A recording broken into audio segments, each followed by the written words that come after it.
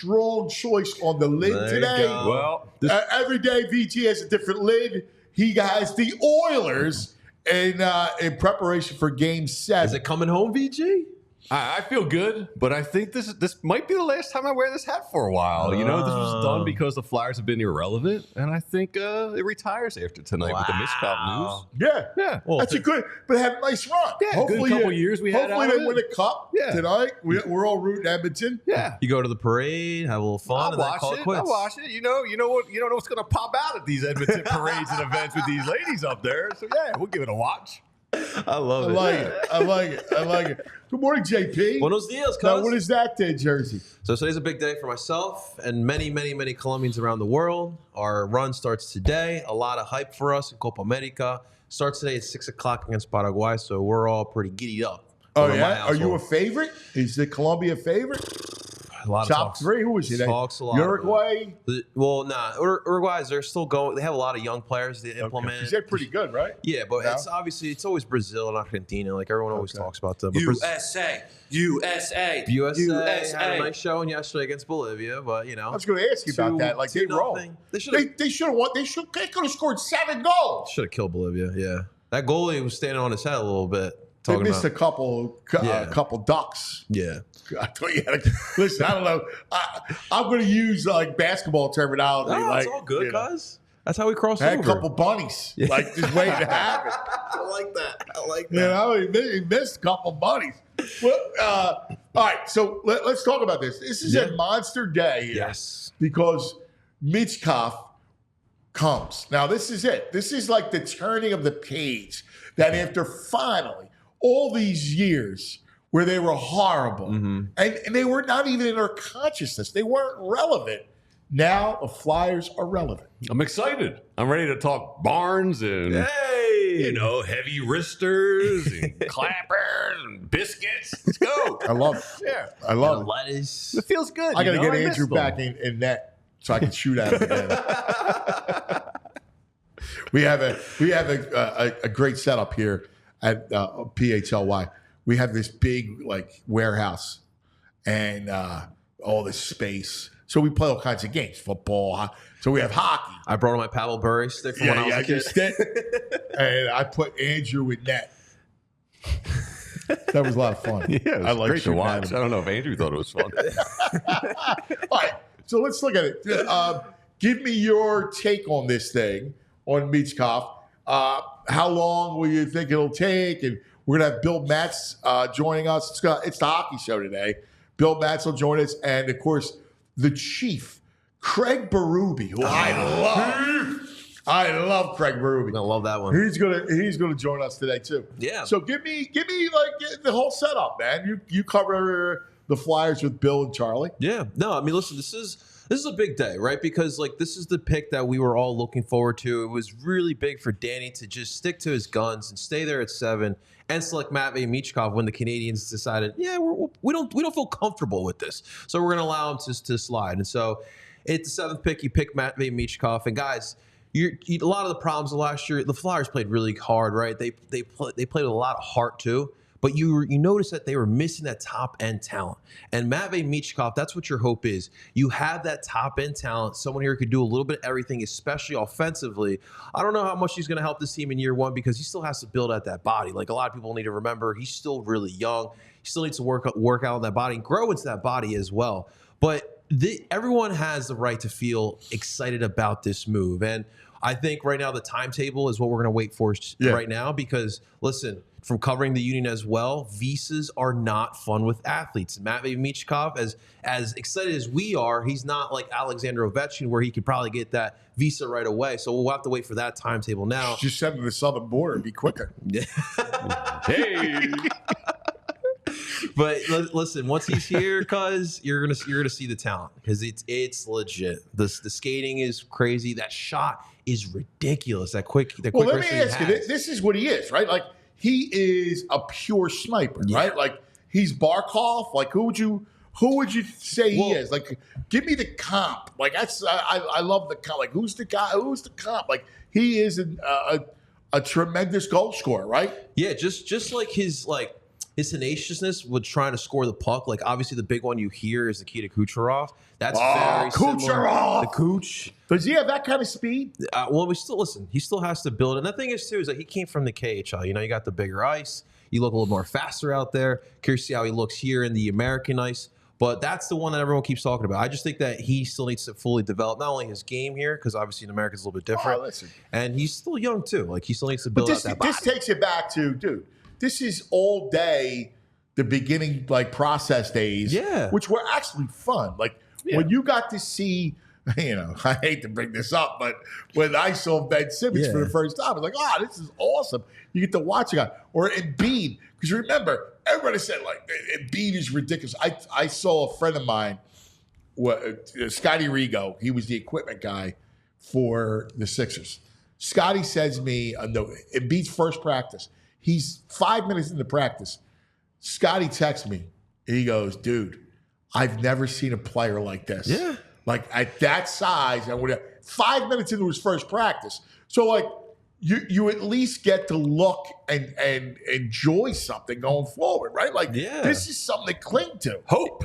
We got some hope. Hope. Finally. You haven't really had that with the Flyers over the last decade, right? And so, like, you more than a decade and a half, probably, right? But like, this is what you're talking about, like that, like during those Sixers runs, you would get excited seeing Joel and Ben. I remember watching Ben Simmons against Buddy Hield at LSU versus Oklahoma in that one year, and like that when Dario Saric was coming over too. I remember I was getting excited. Oh yeah, for that Dario. one. Yeah, because I he was doing over the Dario song. Yeah, he stunk. Dario. We were so excited for him. Dario. But giving hope to the Flyers. You ready to get boned up? I got a comparison. Last Word on Sports did a pretty deep dive on Michkov. A comparison that comes to mind: Sergei Fedorov. Oh, are you serious? Yeah, dude, Fedorov. Dude. I love Sergei Fedorov. Yeah. The Red Wings, dude. Yep. Of course, they skunked us in the finals back in the day before you were a Glimmer. The Fedorov, the Rangers were nasty. The Red Wings were nasty. Yzerman, Stevie Eyes, Russian players, Fedorov, right? Oh yeah, that was their thing. They were ridiculous. They would fly up and down the ice. How about it? They say not to and say NHL '97. Yeah, not to say that Michkov will be the next great Russian player, but he does look like Fedorov with some of his plays that he pulls off and how incredible his shot is. Oh man! See, and they have missed. Like having somebody with a shot. Somebody who can score. Right. Like they're a bunch of Stoneheads. Yes. It was like watching Stonehenge every night, man. Like, I don't know. There was a Flyers used to have a guy, and somebody will remember this. You may. They had a guy named Tom Gorentz. Do you remember Tom Gorentz? No. Tom Gorentz? Yes, right? TJ Gorentz. Right? Tom Gorentz was this dude. He was really fast, right? He could skate. He was real fast, but he would go on breakaways all the time, and he would get stoned. He got stoned more than VG. I mean, that's pretty high praise. If I told you he couldn't score, if there was an empty net, he couldn't score. Like they're like, this dude was horrible. Like he had no hands. But like the collection of non-goal scores, like we have gone with a number 3 line. Like we've had like third line. We only have second line players. Like the Flyers have had over the last really since the whole purging, right? Forget that 2020 run. That was bogus. All right, forget it. The COVID, the whole thing was bogus. Right? I don't want to hear about bubbles. They haven't been relevant since 2010. I mean, you had to come to the Penguin rivalry early. That was fun, that series. But other than that, I mean, you're talking about really just they haven't been Trent good. Klatt years. Yeah, Trent Klatt. Like they just can't score. No skill. No skill, JP. I'm just looking forward to. You remember Tom Gorentz? No. I thought you would remember. No. 80s. I do not. He was remember. an 80s Flyer. I just want to see him also get acclimated with some of the other younger players. Like, I'm very high on Owen Tippett, Morgan Frost. I love his creativity. We always bring up Bobby Brink and Tyson Forster too, but how those young guys can mesh with the Matvei Michkov. And listen, that power play. I got news for you though, dude. When it's all said and done, You don't think some of these guys will be here? No, we're not going to be on the same line as Michkov. Like you got to now fill in. Yeah, no, two for spots. sure, for sure. Right? Like you got to fill into like Tippett's and like Story, right? Frost, we'll see. Like, you know, watch tonight, right? Like you watch that series and you see the level of skill on both sides, right? Like when you're watching Edmonton, I mean, they have ridiculous skill. Top end They talent. hit on some draft picks, man. Drysaddle, Nugent Hopkins. Yes. Here's the Courts in 1979-80, 51 games. He had 8 goals. He's a second-round winger. Yes. Hold on. 303 games played, 58 goals. Yeah. That was our life. And again, back then they scored goals. Yeah. Back then, like, you know, Edmonton was popping in. It was Gretzky and, you know, Glenn Anderson and that whole crowd. And also, I'm hoping too with Michkov, he becomes the face of the franchise too, because I feel like we haven't had that since probably Claude Giroux. I don't even think there's an option. He has to be the face of the franchise. Yeah. Be nice to have I got news for you. And I like G. I was not one of these G haters. I like G. But they really haven't had a face of the franchise since 88. Well, and that's the truth of the matter. Well, G didn't win. What's that? G didn't win. Well, nobody won. Nobody's won since 1975. So it's not about winning. He wasn't good enough to become the face of a franchise. He was a terrific player, and I'm a huge G fan. But like, you're talking about an epic player. Like you need to be a face of the franchise. You got to be epic. Mm-hmm. And he was a very, very good player. Yeah. Skilled, terrific. Like he needed somebody with him, like to be that guy. Yeah, and we're seeing that now. And since he's left Philly, I mean, he went to that Florida team at the deadline. They didn't do anything that year, and Ottawa is just a joke these past 2 seasons. Yeah, like again, you got to think about it, right? Like those dudes, and this is where you haven't seen it. Mm-hmm. Like you haven't seen a true epic player come through here. And Lindros was the last one. Yeah. What's your boy? How's your boy handle it? Torts good with this kid? A lot of people talking about that too. Yeah, it's a wild card here. Listen, I got to believe that Tortorella finally has talent, right? Come in here. Yeah. I got to believe that he's... Can he have a sit down? Can Jonesy Briere be like, listen, this is the kid. Don't be an a-hole to him. Listen, I'm not worried about that because I do think, first of all, I know how excited that entire franchise is over Michkov. They're not going to let Tortorella go run roughshod over their prized possession.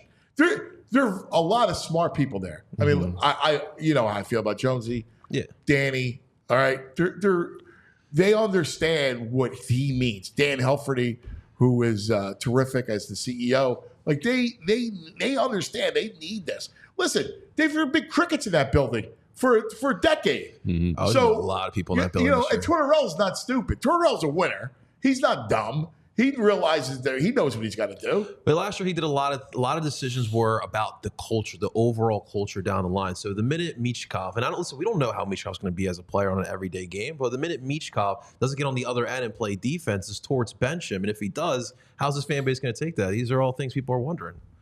I don't even think he's benchable.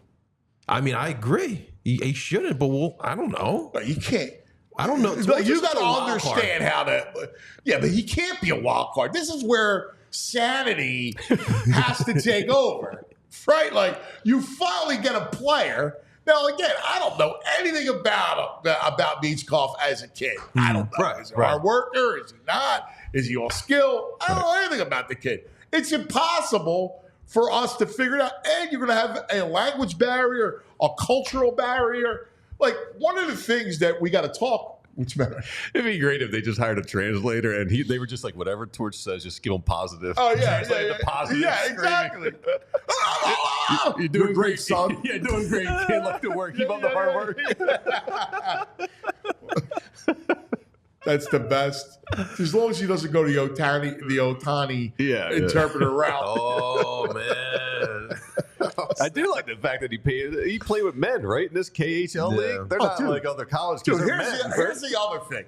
And this is a story I really always wanted to do. I want to go to Europe and look and watch how they play all the, like, our sports. Mm-hmm. Hockey, basketball, right? and how insane they are. Like, they're rough.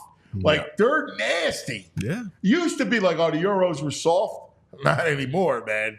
Like, they're nasty. Especially as young kids are playing. And they are. Grown-ass men. Like, look at Luka. You wonder why Luka has incredible, Spot on. right? He's 16 years old playing against men who are messing with him, right? Like, they're bleeping with you. You're a 25, 30-year-old dude, and you got Luka Doncic. You're going, listen, pimple face, whatever.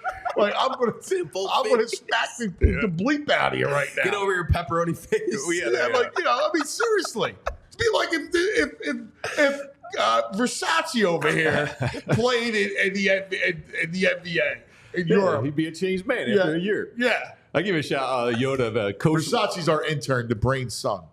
Coach Reagan at Holy Innocent CYO. Between 7th and 8th grade, he put us in the PHLY playground over 30 men's league, and we were all like 13 years old, and told them to give it to us, and they beat the hell out of us for a whole summer. Genius. I love it. Yeah, they Are you serious? Yeah, we would get dominated and beat on the whole time, but it was such like a growth spurt for us mentally. That is a great idea. Dude, I love that. That's how you learn. Yeah. By the way, that's one of our next projects to write. I just wrote it down. All right. That's a great move. Yeah, it was funny. Great sports move. Yeah, he brought in one guy from North Catholic, Mike McCarron, who actually played with the Washington Generals to give us be our point guard so we wouldn't get obliterated. But yeah, we got beat the hell up that whole summer. Well, that's great. Yeah. That's a genius move. He was like an old bar guy, so he told all his pub friends, he's like, come on, I'm going to bring my kids out. Just give them a hard time. That's awesome. Pub friends. Really? Stumble in, it was called. Listen, the word pub is like a clean version of a bar. Like, and those corner bars in Philadelphia were bars. They weren't pubs. You find a pub in London. Tap rooms. That was a bar. A dirty ass, skunk beer bar. Yep. That's what that was. Serving beer in plastic cups? Is that what they do? It was the Stumble Inn at M and Luzerne in Juniata Park. Yeah. A Chinese restaurant, I think. Every bar, listen, dude, in Philadelphia, back in the day, every corner was a bar on every corner. Yeah. It was, like, seriously, every other corner, there was bars. And there were corner bars. And you walked into these places, and they were, the typical bar fly that you see. This is where all the neighborhood men came after work. Yeah. Shift work, you worked on the docks, they would come in for shift work. Now, off of the first Rocky, would you see like the drunk passed out in the bathroom while you're taking a piss? You have a little respect when you're into the bathroom. All right, show some respect. Yeah. Come on, dude. With that scene, Yeah. where Paulie goes into the bathroom, He's like, and it's a broken mirror, and he's got 7 hairs, and he's trying to comb them, and he's looking into this broken mirror. That's real. Like, that was a real bar. Yeah, Love that scene. yeah, it was a great scene. All right, we've already covered way too much. You know that. Too much. Well, we've covered everything. We've been in bars now. Yeah. We got Michkov. We're not even at the clubhouse, guys. I know. All right. Let's do this because you got Bill Matz coming up. Very excited. Of course, the Chief. I'm thrilled to talk to the Chief a little bit later today, which will be a lot of fun. We all silly like the mayor.